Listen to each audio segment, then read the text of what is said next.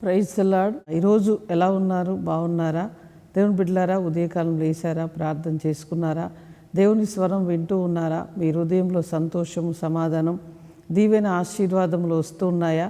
దేవుడు ఈ సంవత్సరము ప్రత్యేకముగా మీ ఇంటిలో ఉండి మీతో పాటు ఉండి ఏదైనా తోటలో ఆదాము అవ్వ మధ్యలో ఆయన మెల్లని స్వరం వినిపించి వారిని నడిపించి ఆహ్లాదకరముగా వారి జీవితాన్ని కొనసాగించినట్లుగా ఈ సంవత్సరము ప్రభు మన మధ్యలో ఉండి మనల్ని ఆశీర్వదించబోతున్నాడు.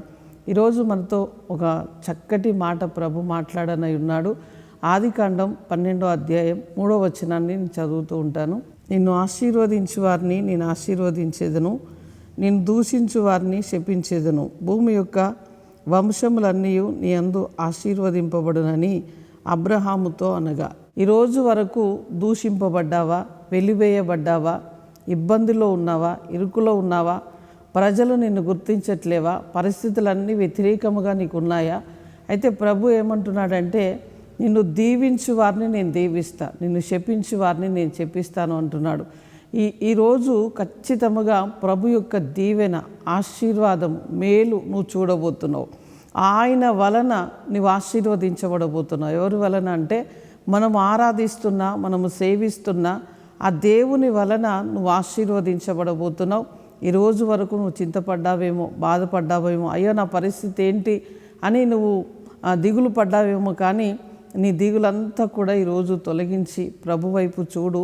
ఆయన నీతో మాట్లాడుతున్నాడు, నిన్ను ఆశీర్వదించబోతున్నాడు, నిన్ను గొప్ప చేయబోతున్నాడు. ప్రార్థన చేసుకుందాం. పరిశుద్ధుడా, జీవము కలిగిన మా తండ్రి, నీకు స్తోత్రాలు చెల్లిస్తున్నాం. ఇదిగో నిన్ను దీవించు వారిని నేను దీవిస్తాను, నిన్ను శపించు వారిని శపిస్తాను అంటున్నావు. అయ్యా, నీ బిడ్డల్ని ఆశీర్వదిస్తాను అంటున్నావు ప్రభువా. నరులు కాదు, నీవు ఆశీర్వదిస్తే ఆశీర్వాదం చాలా గొప్పగా ఉంటుంది. కనుక ప్రభువా, నీ బిడ్డల్ని నువ్వు ఆశీర్వదించండి. ఈ మెల్లని స్వరం వింటున్న నీ బిడ్డలు ప్రభువా, ఇదిగో ఈరోజు నీ చేత ఆశీర్వదించబడినట్లుగా, నీ కృప వారి మీదకి సమృద్ధిగా వచ్చినట్లుగా, వారి చేతి పనులు, వారి ఉద్యోగాలు, వారి వ్యాపారాలు, వారి యొక్క బిడ్డల చదువులు దీవించబడినట్లుగా సహాయము చేయండి. ఆరోగ్యముతో, క్షేమముతో, సమాధానముతో నింపండి అయ్యా.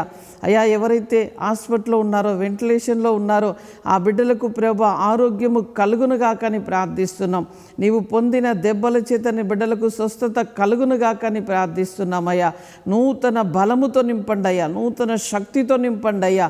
తండ్రి, ఎవరైతే కోర్టు కేసులు ఉన్నాయో, ఎవరైతే ఆస్తి తగాదాలు ఉన్నాయో, యేసు నామములో విడుదల కలుగునుగాకని ప్రార్థిస్తున్నాం. ఎవరి స్వాస్థ్యము అయ్యా వారి చేతికి యేసు నామములో వచ్చునుగాకని ప్రార్థిస్తున్నామయ్యా. అయ్యా, నీ కృప సమృద్ధిగా నీ బిడ్డలకు అనుగ్రహించండి.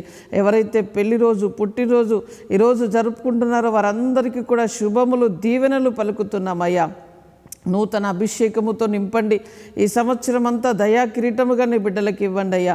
అయ్యా, వారికి బలమును అనుగ్రహించమని ప్రార్థిస్తున్నాం. అయ్యా, ఈ సంవత్సరం అంతా కూడా ఆరోగ్యముతో, క్షేమముతో అయ్యా నీ బిడ్డలు సమాధానముతో ఉండినట్లుగా నీ కృప సమృద్ధిగా వారి మీద విడుదల చేస్తూ మహిమ మీకు చెల్లిస్తూ యేసు నామములో దీవించి ప్రార్థిస్తున్నాము తండ్రి.